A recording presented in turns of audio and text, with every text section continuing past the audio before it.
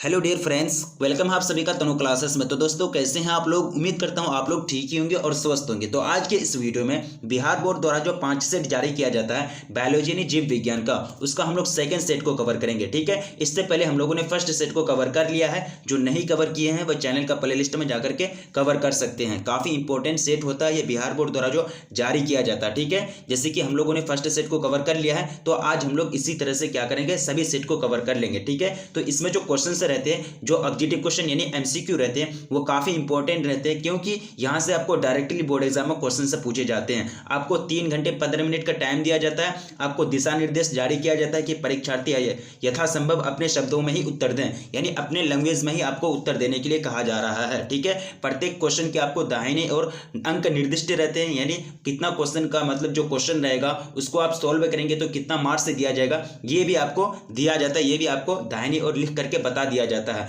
15 minute access time दिया जाता है, अतिरिक्त टाइम दिया जाता है, समय दिया जाता है आपको, ताकि आप क्वेश्चन को ध्यानपूर्वक पढ़ सके। ठीक है, तो डायरेक्टली चलिए हम लोग स्टार्ट करते हैं। सबसे फर्स्ट क्वेश्चन आपका स्क्रीन पर, सभी क्वेश्चन से काफी इंपॉर्टेंट है। जो भी आपसे सॉल्व नहीं होता हो उसको आप स्क्रीनशॉट लेंगे, याद रखने का प्रयास करेंगे। चलिए, फर्स्ट नंबर क्वेश्चन कह रहा है कि गुणसूत्र के यूक्रोमेटिन की क्या विशेषता होती है? आनुवंशिक सक्रिय होता है, या फिर उदासीन होता है, या फिर आनुवंशिक निष्क्रिय होता है, या फिर बी और सी दोनों? तो गुणसूत्र के यूक्रोमेटिन की जो विशेषता होती है ये उदासीन होते हैं। क्या होते हैं? उदासीन होते हैं, यानी न्यूट्रल होते हैं, प्लस आनुवंशिक निष्क्रिय भी होते हैं, यानी डीएक्टिव होते हैं। तो आपका ऑप्शन डी राइट आंसर हो जाएगा, बी और सी दोनों। चलिए, सेकंड नंबर क्वेश्चन में दिया गया है कि जिम कॉर्बेट राष्ट्रीय उद्यान किसके लिए विख्यात है?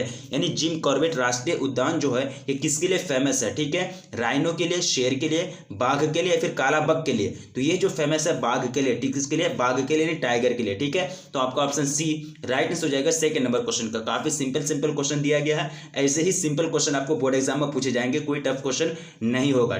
थर्ड नंबर क्वेश्चन में दिया गया है कि हाइब्रिड विगर यानी संकर शक्ति निम्नलिखित में से किस घटना का कारण है? यानी किस घटना कारण होती है, किस घटना के कारण होती है वो आपको बताना है। ठीक है, विनिमय, या फिर काई एजमा, या फिर समयुग्मता, या फिर विषम युग्मता। ठीक है, तो इसका जो राइट आंसर जो हो जाएगा थर्ड नंबर क्वेश्चन का, ये जो राइट आंसर हो जाएगा वो हो जाएगा आपका विषम युग्मता।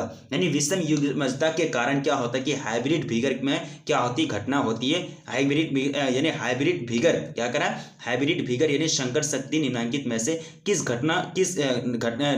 घटना के कारण होती है? तो ये जो होती है विषम युग्मता, इसी के कारण होती है। तो आपका ऑप्शन डी राइट आंसर हो जाएगा थर्ड नंबर क्वेश्चन का। अब फोर्थ नंबर क्वेश्चन में दिया गया है कि मनुष्य का अवशेषी अंग क्या है? अवशेषी अंग निम्नलिखित में से कौन है? ठीक है, अंगूठा है, पिन्ना है, या फिर कोक्सिस है, या फिर पेल्विक है? ठीक है, तो अवशेषी अंग आपको बताना है। तो यहाँ जो अवशेषी अंग होंगे वो होंगे पिन्ना। ये जो मनुष्य का क्या होता है? अवशेषी अंग होता है, मतलब कोई काम का नहीं होता। ठीक है, तो आपका ऑप्शन बी करेक्ट आंसर हो जाएंगे फोर्थ नंबर क्वेश्चन का। काफी सिंपल क्वेश्चन है, कम समय में हम लोग ज्यादा से ज्यादा क्वेश्चन को सॉल्व करने की कोशिश करेंगे।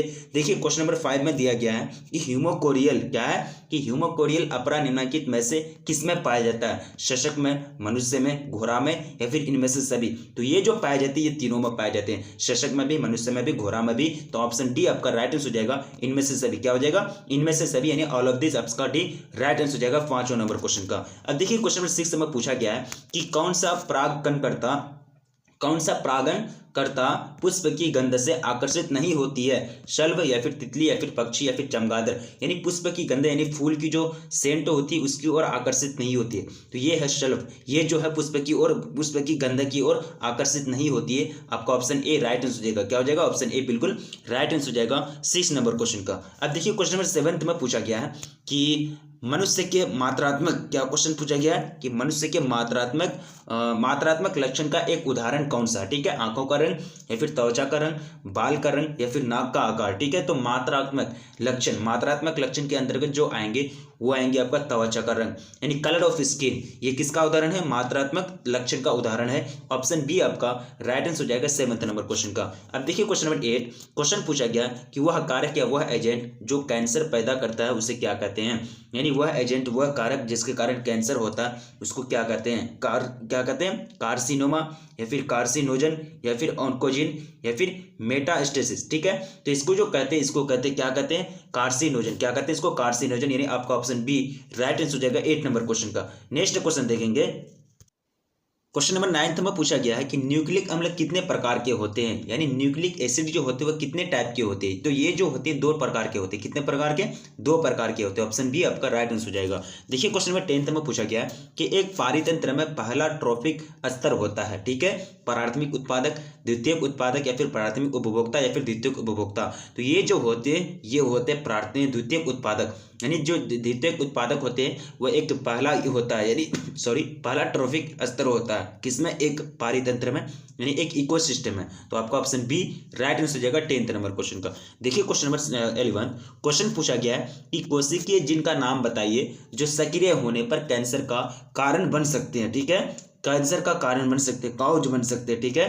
तो ये जो हो जाएंगे ये हो जाएंगे और क्या है? ऑन्कोजिन। ये क्या है? ऑन्कोजिन्स और प्रोटो ऑन्कोजिन्स, ये दोनों के कारण क्या हो सकते हैं? मतलब ये एक तरह से कैंसर हो सकता है, कैंसर रोग हो सकता है, ठीक है। यानी आपका ऑप्शन सी करेक्ट आंसर हो जाएगा 11 नंबर क्वेश्चन का। नेक्स्ट क्वेश्चन पूछा गया क्वेश्चन नंबर 12 जिन गण किसकी मदद से जिनको कोशिकाओं में प्रवेश करा सकता है। जिन गण किसकी सहायता से जिनको कोशिका में एंट्री करा सकता है वो आपको बताना है। प्लाज्मिडम या फिर कोज्मिडम या फिर फाज्मिड्स या फिर सूक्ष्म हिस्से या फिर सूक्ष्म क्षर हैं, ठीक है। तो ये जो हो जाएंगे ये हो जाएंगे सूक्ष्म क्षर, यानी ऑप्शन डी आपका राइट आंसर हो जाएगा। क्या हो जाएगा? ऑप्शन डी आपका राइट आंसर हो जाएगा। देखिए क्वेश्चन नंबर 13 क्वेश्चन पूछा गया कि आनुवंशिकता रूपांतरित फ्लेवर सेवर क्या है? चावल, कपास, आलू या फिर टमाटर। यानी आनुवंशिकता रूपांतरित फ्लेवर सेवर क्या है? तो ये जो है टमाटर हो जाएंगे। क्या हो जाएंगे? टमाटर, यानी आपका ऑप्शन डी राइट आंसर हो जाएगा 13 नंबर क्वेश्चन का। नेक्स्ट क्वेश्चन देखिए क्वेश्चन पूछा गया कि संख्या का सीधा पिरामिड निम्नलिखित में से किसमें उपस्थित है। यानी संख्या का सीधा पिरामिड निम्नलिखित में से किसमें अनुपस्थित है? क्या है? एब्सेंटी है, अनुपस्थित है। 1 घास स्थल या फिर झील या फिर तालाब। तो यहाँ जो अनुपस्थित रहते हैं ये इसमें रहते हैं 1 में। ये कहाँ रहते हैं? अनुपस्थित। बाकी ये सब में उपस्थित रहते हैं घास स्थल, तालाब और झील में, ठीक है। तो आपका ऑप्शन एक करेक्ट हो जाएगा 14 नंबर क्वेश्चन का। नेक्स्ट क्वेश्चन पूछा गया कि पारितंत्र में जिसका पुनर्नवीकरण नहीं होता है, पुनर्विनीकरण नहीं होता है, उसको क्या कहेंगे? ऑक्सीजन या फिर नाइट्रोजन या फिर जल या फिर ऊर्जा, ठीक है। तो ये जो हो जाएंगे ऊर्जा, क्या हो जाएंगे? ऊर्जा, यानी आपका ऑप्शन डी करेक्ट आंसर हो जाएगा। क्या हो जाएगा? ऑप्शन डी आपका करेक्ट आंसर हो जाएगा। 16 क्वेश्चन पूछा गया कि शुक्राणु जिसका स्खलन नहीं होता वह पुनः कहाँ अवशोषित होते हैं। शुक्राणु जिसका स्खलन नहीं होता वे पुनः कहाँ अवशोषित होते हैं, ठीक है। वृषणकोश में, वास इफरेंस में या फिर शुक्रवाहक में या फिर इजाकुलेटरी नली में, ठीक है। तो ये जो मतलब पुनः इसका जो अवशोषित हो जाता है, पुनः जो ये अवशोषित हो जाते हैं शुक्रवाहक में। कहाँ? शुक्रवाहक में। आपका ऑप्शन डी, ऑप्शन सी आपका राइट आंसर हो जाएगा। क्या हो जाएगा? ऑप्शन सी आपका राइट आंसर हो जाएगा। काफी सिंपल क्वेश्चन है, ज्यादा टफ क्वेश्चन नहीं है। यही सब क्वेश्चन से आपको बोर्ड एग्जाम में पूछे जाएंगे ना। आपका 70 जो क्वेश्चन रहेगा, तो 70 क्वेश्चन में लगभग 40 क्वेश्चन जो रहता है ना, कम से कम 40 क्वेश्चन जो रहता है वो क्या रहता है? सिंपल क्वेश्चन रहता है, ठीक है। और सिंपल क्वेश्चन यही सब क्वेश्चन से रहते हैं आपको बोर्ड एग्जाम में। चलिए 17 में पूछा गया कि संयोजी ऊतक किस भ्रूणीय परत से बनते हैं। संयोजी ऊतक किस भ्रूणीय परत से बनते हैं? एक्टोडर्म से, मेसोडर्म से, एंडोमीजोडर्म से या फिर एंडोडर्म से, ठीक है। तो इसका जो निर्माण होता है वो होता है मेसोडर्म से। किससे? मेसोडर्म से। संयोजी ऊतक किस भ्रूणीय परत से बनते हैं? तो मेसोडर्म से बनते हैं, ठीक है। एक्स गुणसूत्र कैसा होता है? एक्स गुणसूत्र जो होता है वो कैसा होता है? 18 नंबर क्वेश्चन, ठीक है। तो एक्स गुणसूत्र जो होता है वो होता है मेटासेंट्रिक। क्या होता है? मेटासेंट्रिक टाइप का होता है, ठीक है। ऑप्शन सी आपका राइट आंसर हो जाएगा 18 नंबर क्वेश्चन का। क्वेश्चन नंबर 19 में पूछा गया है कि एलोसोम्स निम्नलिखित में से किसका नाम है? एलोसोम्स निम्नलिखित में से किसका नाम है? अलिंग गुणसूत्र का, लिंग गुणसूत्र का या फिर गुणसूत्र पर सूजन का या फिर काइनेटोकोर का, ठीक है। तो ये जो है ये किसका नाम है? ये हो जाएंगे नाम लिंग गुणसूत्र का, यानी एलोसोम्स निम्नलिखित में किसका नाम हो जाएंगे? लिंग गुणसूत्र का, ठीक है। यानी ऑप्शन बी आपका राइट आंसर हो जाएगा। देखिए क्वेश्चन नंबर 20 एंडोगैमी निम्नलिखित में से किसमें पाया जाता है? एंडोगैमी निम्नलिखित में से किसमें पाया जाता है? तो ये जो पाए जाते हैं ये पाए जाते हैं प्लेनेरिया में। किसमें? प्लेनेरिया में पाए जाते हैं एंडोगैमी, यानी आपका ऑप्शन बी राइट आंसर हो जाएगा 20 नंबर क्वेश्चन का। 21 क्वेश्चन पूछा गया है कि मध्य चक्र निम्न में से किसमें पाया जाता है? मनुष्य में, बंदर में, गाय में या फिर इनमें से सभी में।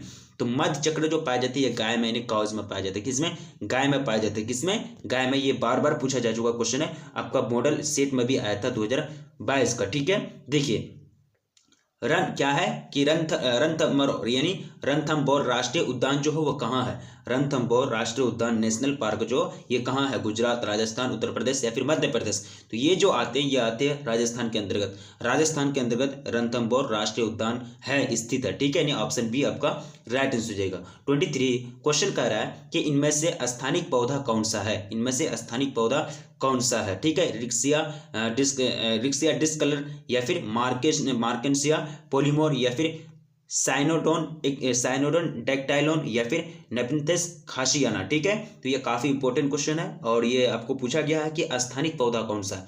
तो स्थानिक जो पौधा होते हैं वो होते हैं नेपथेस खासियाना। आपका ऑप्शन डी राइट आंसर हो जाएगा। क्या हो जाएगा, ऑप्शन डी आपका राइट आंसर हो जाएगा 23 नंबर क्वेश्चन का। क्वेश्चन नंबर 24 में पूछा गया है, काफ़ी सिंपल क्वेश्चन से पूछे जाते हैं बोर्ड एग्जाम में, आपको ज़्यादा टफ नहीं होते हैं। देखिए क्वेश्चन नंबर 24 क्वेश्चन करा है कि जिन कॉलोनिंग में संवाहक के रूप में प्रयुक्त बाह्य गुणसूत्र डीएनए क्या है, ठीक है। काफी सिंपल क्वेश्चन है, ट्रांसपोसोन या फिर इंट्रोन या फिर प्लाज्मिडम या फिर एक्सोन, ठीक है। चलिए इसका राइट आंसर कमेंट करेंगे। चलिए बहुत अच्छा, बिल्कुल इसका राइट आंसर क्या हो जाएगा, प्लाज्मिडम हो जाएगा। बिल्कुल बहुत अच्छी बात है, इसका राइट आंसर क्या हो जाएगा, ऑप्शन सी आपका राइट आंसर हो जाएगा। इसी तरह आपको कमेंट करना है इसका राइट आंसर क्या होगा। 25 में कुछ पूछा गया कि टीआई प्लाज्मिडम निम्नलिखित में से किसके आवश्यक कोशिकाओं को कायाकल्पित करता है, ठीक है। तो ये जो करते हैं जीवाणु का, विषाणु का, पौधों का या फिर जंतुओं का। तो ये जो करते हैं किसका करते हैं, पौधों का करते हैं। किसका करते हैं, पौधों का करते हैं। ऑप्शन सी आपका राइट आंसर हो जाएगा। देखिए क्वेश्चन नंबर 26 क्वेश्चन पूछा गया है कि पॉलीमरेज श्रृंखला अभिक्रिया किसमें उपयोगी है, पॉलीमरेज श्रृंखला अभिक्रिया किसमें उपयोगी है। तो ये जो उपयोगी है डीएनए संश्लेषण में, किसमें, डीएनए संश्लेषण में पॉलीमरेज श्रृंखला अभिक्रिया उपयोगी है। आपका ऑप्शन सी करेक्ट आंसर हो जाएगा 26 नंबर क्वेश्चन का। नेक्स्ट क्वेश्चन पूछा गया है कि कुकर बीटा के टेंड्रिसल, क्या पूछा गया कि टेंड्रिसल तथा बोगेनविलिया के कांटे क्या है, ठीक है। तो ये जो है समजात अंग है या फिर अवशेषी अंग है या फिर असमजात अंग है या फिर ए और बी दोनों। तो ये दोनों आपस में जो है ना ये है समजात अंग का उदाहरण है, ठीक है, यानी आपका ऑप्शन ए बिल्कुल राइट आंसर हो जाएगा। चलिए बहुत खूब, बहुत अच्छा, बिल्कुल इसी तरह से आप लोग को राइट आंसर कमेंट करना है। 28 देखिए राइट आंसर कमेंट करने से क्या होता है, मेरे से पहले अगर आप आंसर कमेंट करते हैं तो आपका जो कॉन्फिडेंस होता है वो क्या होता है, ग्रो होता है। और इसी तरह से आप लोग कमेंट कीजिए, आपका कॉन्फिडेंस ग्रो होगा। यही तो प्रैक्टिस कहलाता है और प्रैक्टिस होना चाहिए, ठीक है। देखिए 28 डार्विन के फिंच क्या दर्शाते हैं, डार्विन के फिंच जो वो क्या दर्शाते हैं, प्राकृतिक चयन, समानांतर चयन या फिर अनुरूपता या फिर अनुकूली विकिरण। तो डार्विन के जो फिंच होते हैं वो क्या दर्शाते हैं, ये दर्शाते हैं अनुकूली विकिरण को। किसको, अनुकूली विकिरण को दर्शाते हैं, किसके, डार्विन के फिंच, यानी ऑप्शन डी आपका राइट आंसर हो जाएगा। 29 में पूछा गया कि आर्कियोप्टेरिक्स जीवाश्म पक्षी किसके बीच का योजक करी है, आर्कियोप्टेरिक्स जीवाश्म पक्षी किसके बीच का योजक करी है, ठीक है। तो ये जो योजक करी के रूप में कार्य करते हैं सरीसृप तथा पक्षी वर्ग में, किसमें, सरीसृप तथा पक्षी वर्ग में कार्य करते हैं, ठीक है। अब नेक्स्ट क्वेश्चन पूछा गया कि एक द्विसंकर स्थिति कौन सी है, द्विसंकर स्थिति, द्विसंकर सिचुएशन कौन सी है वो आपको पूछा गया है। तो द्विसंकर जो सिचुएशन है वो capital T, small T, capital R और स्मॉल आर, ठीक है। तो ये जो है द्विसंकर स्थिति है, ये ऑप्शन सी आपका राइट आंसर हो जाएगा 30 नंबर क्वेश्चन का। 31 क्वेश्चन क्या पूछ रहा है कि जिन के विभिन्न रूपों को क्या कहा जाता है, जिन के विभिन्न रूपों को क्या कहा जाता है, पूरक जिन कहा जाता है या फिर विषम युग्मनज कहा जाता है, संपूरक जिन या फिर युग्म विकल्पी कहा जाता है, ठीक है। तो इसको जो कहते हैं ना, इसका एक स्पेशल नाम होता है युग्म विकल्पी। क्या कहते हैं इसको, युग्म विकल्पी कहते हैं। ऑप्शन डी आपका राइट आंसर हो जाएगा। 32 में पूछा गया, चलिए 32 आपका स्क्रीन पर क्वेश्चन क्या पूछ रहा है कि टैपेटल कोशिका क्या दर्शाती है। काफी सिंपल क्वेश्चन है, इसका राइट आंसर कमेंट करेंगे। चलिए बहुत खूब, बहुत अच्छा। इसका जो राइट आंसर जो हो जाएगा समसूत्री विभाजन या फिर अर्धसूत्री विभाजन, इंडो माइटोसिस विभाजन या फिर एंडो, यहाँ है इंडो, यहाँ एंडोमाइटोसिस तथा बहुगुणिता, ठीक है। तो ये जो टॉपिटल कोशिका क्या दर्शाती है, ये दर्शाती है आपका एंडोमाइटोसिस तथा बहुगुणिता को। किसको, एंडोमाइटोसिस तथा बहुगुणिता को, यानी ऑप्शन डी आपका राइट आंसर हो जाएगा 32 नंबर क्वेश्चन का। देखिए क्वेश्चन में 33 भ्रूण कोष किससे बनता है, क्या करा कि भ्रूण कोष जो बनता है वो किससे बनता है, गुरु बीजाणु से, गुरु बीजाणुधानी से या फिर मादा युग्मविद से या फिर मादा युग्मज से। तो ये जो बनता है काफी सिंपल क्वेश्चन है, ये किससे बनता है, ये बनता है आपका गुरु बीजाणु से। किससे, गुरु बीजाणु से, आपका ऑप्शन ए करेक्ट आंसर हो जाएगा 33 नंबर क्वेश्चन का। 34 स्थानांतरण आरएनए पर इनमें से क्या पाया जाता है, स्थानांतरण आरएनए पर, यानी आरएनए पर इनमें से क्या पाया जाता है, स्थानांतरण, ठीक है। आरंभ कूट या फिर पतित कूट या फिर समापन कूट या फिर विरोधी कूट। तो ये जो पाए जाते हैं ना स्थानांतरण आरएनए में, तो वो पाए जाते हैं, काफी सिंपल क्वेश्चन है ना, ये पाए जाते हैं विरोधी गुट पाए जाते हैं। इसमें क्या पाए जाते हैं? विरोधी गुट, यानी ऑप्शन डी आपका राइट आंसर हो जाएगा। देखिए क्वेश्चन में 35, क्वेश्चन क्या कह रहा है कि रिवर्स ट्रांसक्रिप्टेज क्या है? तो ये जो है ये क्या है? ये सिंपल सा आरएनए निर्भर डीएनए पॉलीमरेज एंजाइम, आरएनए निर्भर डीएनए पॉलीमरेज एंजाइम, यानी आपका ऑप्शन ए करेक्ट आंसर हो जाएगा। क्या हो जाएगा? ऑप्शन ए बिल्कुल करेक्ट आंसर हो जाएगा 35 नंबर क्वेश्चन का। नेक्स्ट क्वेश्चन देखिए, क्वेश्चन 36, क्वेश्चन क्या करा कि ओपेरोन एक जीन जो रिप्रेसर प्रोटीन बनाता है उसे क्या कहते हैं, उसको क्या कहलाता है? ठीक है, ऑपरेटर कहते हैं, फिर प्रोमोटर जीन कहते हैं, या फिर रेगुलेटर जीन कहते हैं, या फिर संरचनात्मक जीन कहते हैं। तो इसको जो कहते हैं ना, इसको कहते हैं रेगुलेटर जीन। क्या कहते हैं इसको? रेगुलेटर जीन कहते हैं। ऑप्शन सी आपका राइट आंसर हो जाएगा 36 नंबर क्वेश्चन का। अब देखिए क्वेश्चन नंबर 37, क्वेश्चन क्या पूछ रहा है कि टेटनस द्वारा उत्पन्न विष किसे प्रभावित करता है? टेटनस द्वारा उत्पन्न विष जो होते हैं, जो भी जहर होते हैं, जो भी मतलब टॉक्सिन होता है, वो किसको प्रभावित करता है? ठीक है, तो ये जो प्रभावित करता है, ये करता है, काफी सिंपल क्वेश्चन है, 37 नंबर क्वेश्चन। ठीक है, ये स्वैच्छिक मांसपेशी को और अनैच्छिक मांसपेशी दोनों को, ऑप्शन डी आपका राइट आंसर हो जाएगा। ठीक है, देखिए क्वेश्चन में 38, क्वेश्चन क्या पूछ रहा है कि एड्स से विषाणु में क्या रहता है? एड्स के विषाणु में क्या रहता है? काफी सिंपल क्वेश्चन है, एक कुंडलिनी आरएनए या फिर द्विकुंडलिनी आरएनए या फिर एक कुंडलिनी डीएनए या फिर द्विकुंडली डीएनए। तो एड्स के विषाणु में है ना, एड्स विषाणु में क्या रहता है? तो ये जो रहते हैं एड्स विषाणु में, वो रहते हैं एक कुंडली आरएनए। क्या होता है? एक कुंडलिनी आरएनए पाए जाते हैं एड्स के विषाणु में। ऑप्शन ए आपका राइट आंसर हो जाएगा। देखिए क्वेश्चन में 39, तंबाकू की लत किसके कारण होती है? तंबाकू की जो लत होती है किसके कारण होती है? कैफीन, हिस्टामिन या फिर कोकेन या फिर निकोटीन। तो तंबाकू जो लत होती है ये निकोटीन के कारण होती है, निकोटीन के कारण तंबाकू की लत होती है लोगों को खाने की। ठीक है, अब देखिए क्वेश्चन नंबर 40, घरेलू कचरा किस प्रकार के प्रदूषण का गठन करता है? घरेलू कचरा किस प्रकार के प्रदूषण का गठन करता है? वायु प्रदूषण, बहिस्राव या फिर जैव निम्नीकरण प्रदूषक या फिर जैव अनिम्नीकरणीय प्रदूषक। ठीक है, तो ये जो घरेलू कचरा है ये है जैव निम्नीकरणीय प्रदूषक, यानी जैव निम्नीकरणीय प्रदूषक का मतलब गठन करता है। तो ऑप्शन सी आपका राइट आंसर हो जाएगा 40 नंबर क्वेश्चन का। देखिए क्वेश्चन नंबर 41, क्वेश्चन क्या पूछा गया है? निम्नलिखित में से कौन जल प्रदूषण का सामान्यतः संकेतक जीव है? जल प्रदूषण का सामान्यतः संकेतक जीव है, यानी जो सिंबल करता है, साइन करता है। ठीक है, यानी संकेत देता है कि क्या हो रहा है, जल प्रदूषण हो रहा है। ठीक है, तो यहाँ आपको बताना है, तो इसका जो राइट आंसर जो जाएगा वो हो जाएगा ई कोली। ई कोली जो है ये क्या है? जल प्रदूषण का सामान्यतः संकेतक जीव है। ऑप्शन बी आपका राइट आंसर हो जाएगा 41 नंबर क्वेश्चन का।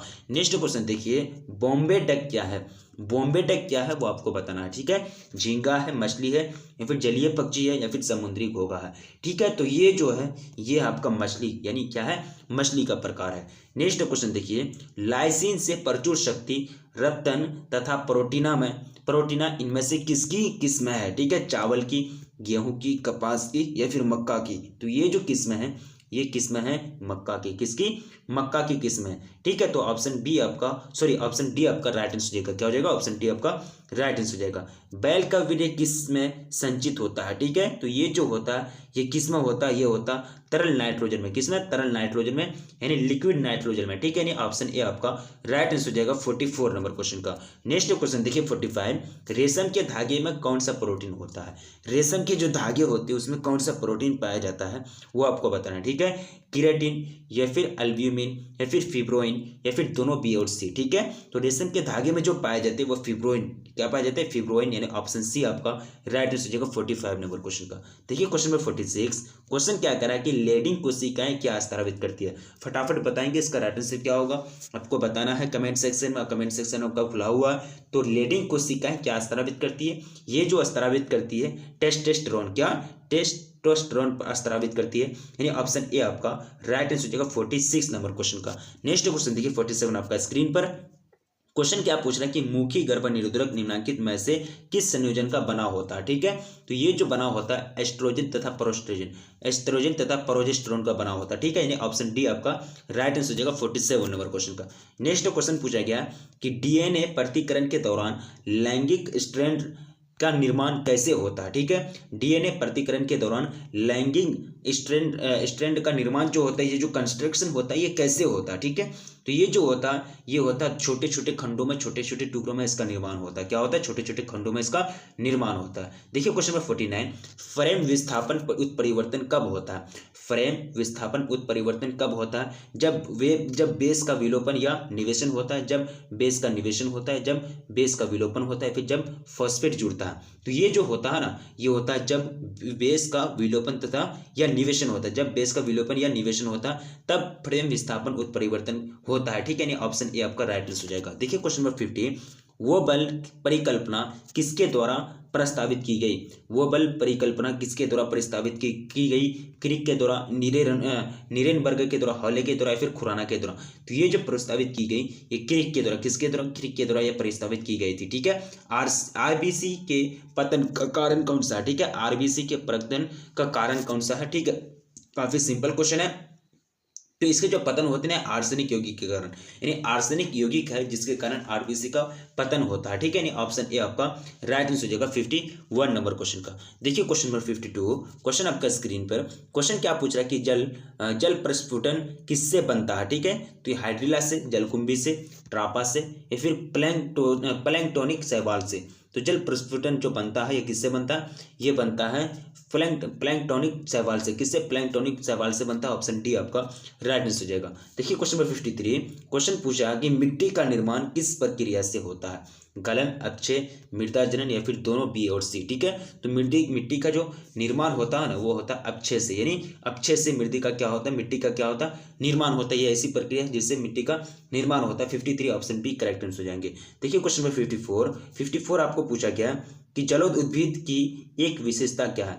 जल उद्भिद की एक क्या विशेषता? तैरते हुए पत्ते या फिर एरेनकाइमा या फिर डूबते हुए पत्ते या फिर अच्छी तरह से विषक्त। काफी सिंपल क्वेश्चन है। 54 नंबर क्वेश्चन आपका सिंपल क्वेश्चन है, यानी अच्छी तरह से विकसित। ठीक है, तो इसका जो 54 का जो करेक्ट आंसर हो जाएंगे वो जाएंगे एरेनकाइमा, यानी जलोद उद्भिद की क्या विशेषता होती है? एरेनकाइमा होती है। ठीक है, नेक्स्ट क्वेश्चन पूछा गया कि फफूंद हाइफी अंतरकोशिकीय किसमें रहते हैं? फफूंद हाइफी अंतरकोशिकीय किसमें रहते हैं? तो ये जो रहते हैं ये किसमें रहते हैं? ये रहते हैं इनमें सभी, यानी तीनों, इनमें से कोई नहीं, यानी किसी में भी नहीं रहते हैं, नहीं किसी में नहीं पाया जाता। ठीक है, यानी ऑप्शन डी आपको करेक्ट आंसर करना है 55 का। देखिए क्वेश्चन नंबर 56, क्वेश्चन क्या पूछा गया कि प्लियोट्रोपी जीन कैसा लक्षण प्रदर्शित करता है, यानी कैसा लक्षण प्रारूप शो करता है, दिखाता है। ठीक है, तो ये जो लक्षण दिखाता है विभिन्न जीन प्रारूप, यानी विभिन्न जीन प्रारूप को दिखाता है। यानी जीन प्रारूप किसको कहते हैं? जीन प्रारूप, यानी जीन की अलग अलग जो संरचना होती है। ठीक है, देखिए क्वेश्चन नंबर 57, क्वेश्चन क्या पूछा गया कि निम्नलिखित में दो जीनों के लिए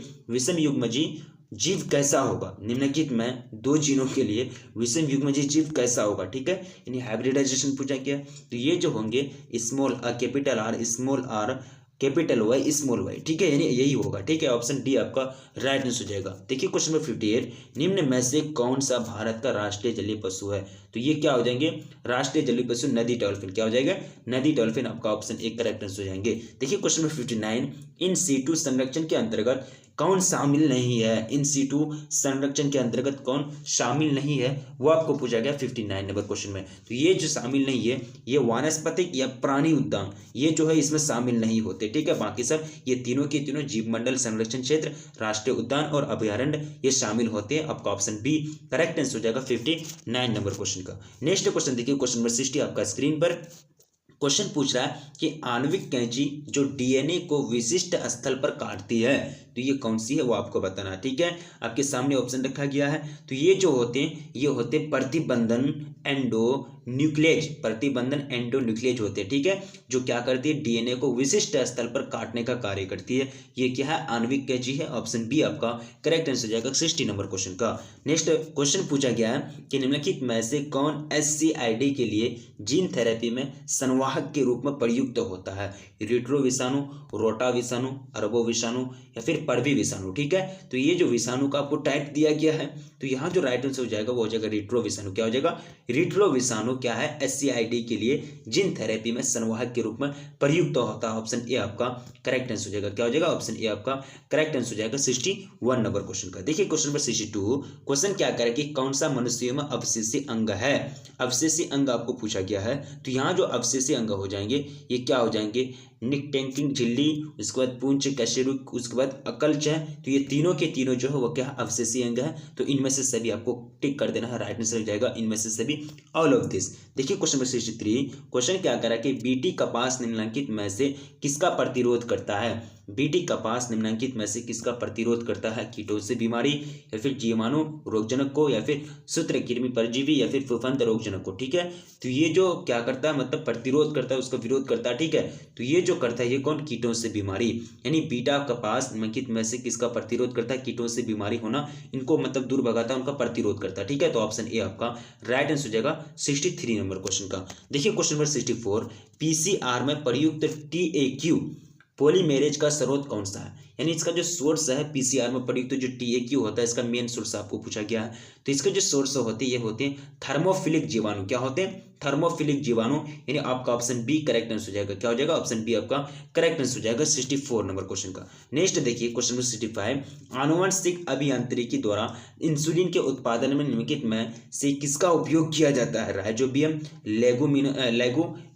लेगुमिनो सेरम, या फिर सेरम, या फिर इकोली, या फिर सच्चेरोमाइसिस पेस्टोरियस। ठीक है, देखिए नाम थोड़ा सा अच्छे से पढ़ना है, सच्चेरोमाइसिस पेस्टोरियस। ठीक है, और लास्ट में आपको दिया गया है माइकोबैक्टीरियम। ठीक है, तो इसका जो करेक्ट आंसर हो जाएगा वो हो जाएगा इकोली। क्या हो जाएगा, इकोली। ये जो है आनुवंशिक अभियांत्रिकी द्वारा यानी इंसुलिन के उत्पादन में क्या होता है, उपयोग होता है इकोली। ठीक है, नेक्स्ट देखिए क्वेश्चन नंबर 60, क्वेश्चन क्या करा कि योग्यतम की उत्तरजीविता का विस्तार किसके द्वारा प्रयुक्त होता था। ठीक है, किसके द्वारा, यानी किसके द्वारा प्रयुक्त किया गया, प्रयुक्त किया गया। ठीक है, आपको साइंटिस्ट का नाम पूछा गया है, तो यहाँ जो हो जाएंगे वो हो जाएंगे चार्ल्स डार्विन। किसके द्वारा, चार्ल्स डार्विन के द्वारा, यानी आपका ऑप्शन ए करेक्ट आंसर हो जाएगा 66 नंबर क्वेश्चन का। देखिए क्वेश्चन नंबर 67, क्वेश्चन क्या करा है कि निम्नलिखित में से किसका उपयोग हरित खाद या फिर जैव उर्वरक जिसको बोलते हैं के रूप में किया जाता है, चावल, मक्का, जई, या फिर ढांचे। ठीक है, तो यहाँ जो हरित खाद के रूप में प्रयोग किए जाते हैं उसको ढैंचा को, किसको,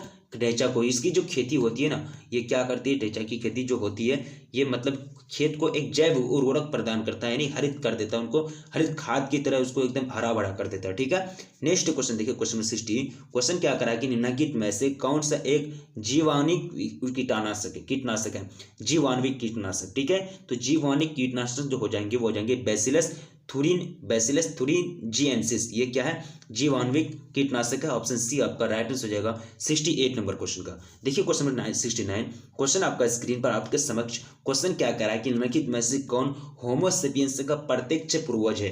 होमोसेपियंस का प्रत्यक्ष यानी डायरेक्टली जो पूर्वज है, एंसेस्टर है, वो कौन से है। ठीक है, तो ये जो है ये क्या हो जाएंगे, होमो इरेक्टस क्या है, प्रत्यक्ष पूर्वज है किसका, होमोसेपियंस का। ठीक है, तो इस तरह से आपको याद रखना है। देखिए क्वेश्चन नंबर 70, क्वेश्चन नंबर 70 आपका स्क्रीन पर क्वेश्चन क्या पूछा गया कि वाहित जल के प्राथमिक उपचार में निम्नलिखित में से कौन सा कदम शामिल है। ठीक है, वायवीय जीवाणुविक गतिविधि, या फिर निस्यंदन तथा अवसाधन, या फिर अवायवीय जीवाणुविक गतिविधि, या फिर अवमलन क्या है, अवमल पाचन। ठीक है, तो ये जो हो जाएंगे ये हो जाएंगे आपका निस्यंदन, क्या हो जाएंगे, निस्यंदन तथा अवसाधन। ये जो है ये क्या है, कदम शामिल है, यानी वाहित जल के प्राथमिक उपचार में निम्नलिखित में से कौन सा कदम शामिल है। तो ये ऑप्शन बी आपका करेक्ट आंसर हो जाएगा 70 नंबर क्वेश्चन का। ठीक है, तो ये आपका ऑब्जेक्टिव क्वेश्चन एमसीक्यू दिया गया है सेट के अंतर्गत। ठीक है, आपका सब्जेक्टिव क्वेश्चन है, सब्जेक्टिव क्वेश्चन भी काफी इंपॉर्टेंट होता है, और सब्जेक्टिव क्वेश्चन भी काफी इसी तरह से हम लोग याद करेंगे, इसी तरह से हम लोग को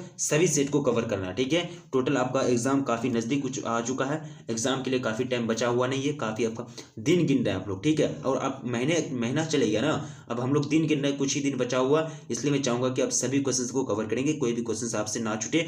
कोई भी अपडेट आपको दिया जाता है, कोई भी सेट होता है बिहार बोर्ड का तरफ से जारी होता है, वो सारा चीज आपको तुरंत इस चैनल के माध्यम से प्रोवाइड की जाती है। ठीक है, तो लास्ट में आपसे विनती की जाती है प्लीज वीडियो को लाइक कर दें, लाइक नहीं किए हैं तो, और अपने दोस्तों में एक बार जम करके शेयर कर दें, और अपने दोस्तों को बोले कि पूरी तरह से आपको तैयारी कराई जाती है। ठीक है, तो चैनल को सब्सक्राइब कर लें अगर नए बार विजिट कर रहे हैं, पहली बार विजिट कर रहे हैं तो। रखिए अपना ख्याल, मिलेंगे फिर नेक्स्ट वीडियो में, तब तक के लिए जय हिंद।